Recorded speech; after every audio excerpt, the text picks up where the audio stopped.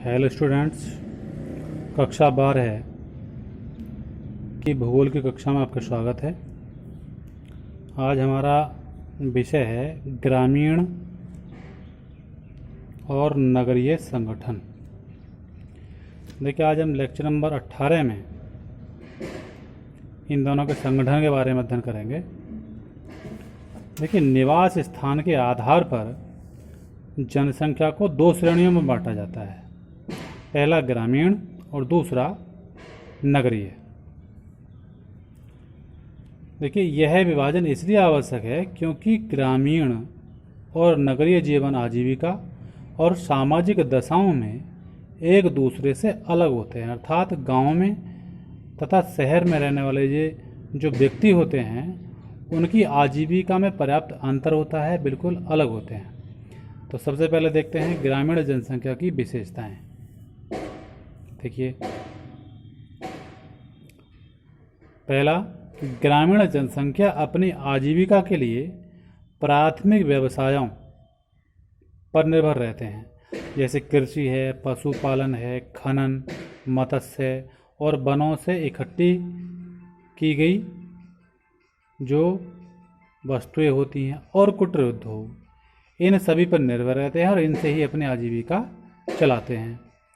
दूसरा है, ग्रामीण जनसंख्या का जीवन स्तर बहुत ही ज़्यादा निम्न होता है, क्योंकि ग्रामीण क्षेत्रों में रहने वाले जो लोगों का स्तर है, आय का स्तर बहुत कम होता है, इसलिए उनका जीवन स्तर भी निम्न होता है। देखिए, ग्रामीण लोग सरल, धर्मनिष्ठ और सामुदायिक भावना से बहुत ज़्यादा प्रेरित होते हैं। इनमें संगठन, व्यक्तिगत जो आपकी व्यवहारिकता है वो ज़्यादातर पाई जाती है। ग्रामीण लोगों में संयुक्त परिवार व आपसी सुख दुख में भागीदारी इनकी मुख्य विशेषताएं होती हैं। एक दूसरे का सहयोग बहुत अच्छी तरह से ये लोग करते हैं।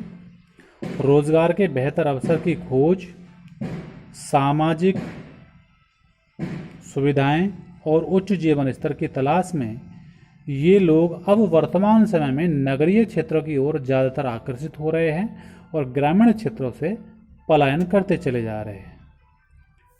इसके आगे देखें आप नगरीय जनसंख्या की विशेषताएं।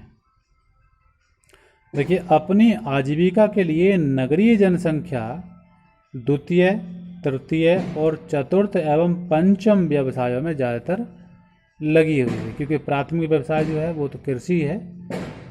इसके अलावा दूसरा है, नगरीय जनसंख्या एक विशिष्ट जीवन पद्धति द्वारा अनुकूलित है।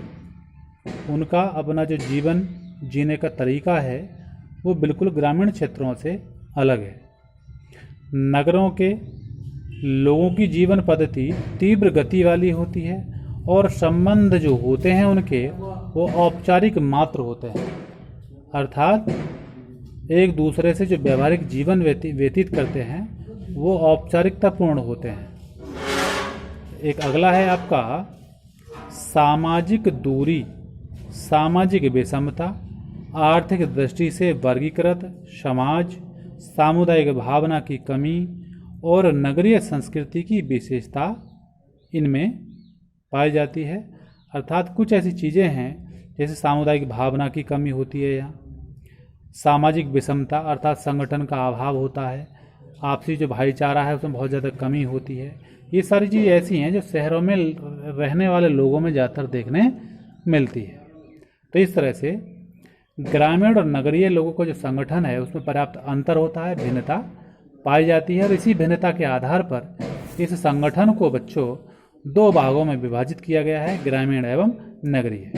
तो ध्यान से पढ़ें, समझें, इसको अपने नोट्स में करते रहें। आज इतना ही।